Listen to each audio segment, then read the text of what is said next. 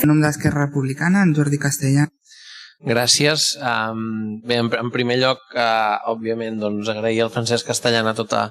la feina feta i donar l'enhorabona a l'Eduardo Rojo per aquesta nova responsabilitat i també, a part de l'enhorabona, l'agraïment per assumir aquesta responsabilitat. Jo només volia fer un petit comentari intentant complementar tot el que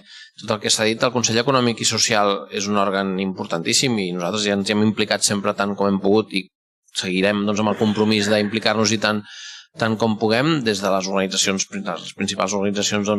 els agents econòmics i socials, però també amb la resta d'organitzacions que en formem part, diguéssim, per motius diversos, des de la pluralitat d'agents de la ciutat, des dels grups municipals també. Però el Consell Econòmic i Social durant molts anys ha viscut una situació d'interinitat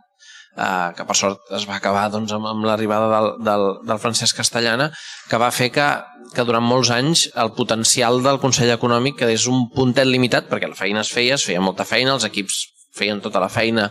que podien, però aquest punt d'una persona que presidís, que liderés el Consell Econòmic i Social, que portés també la seva visió, no hi podia ser, pels motius que fossin, i per tant crec que és positiu i crec que ens hem de congratular que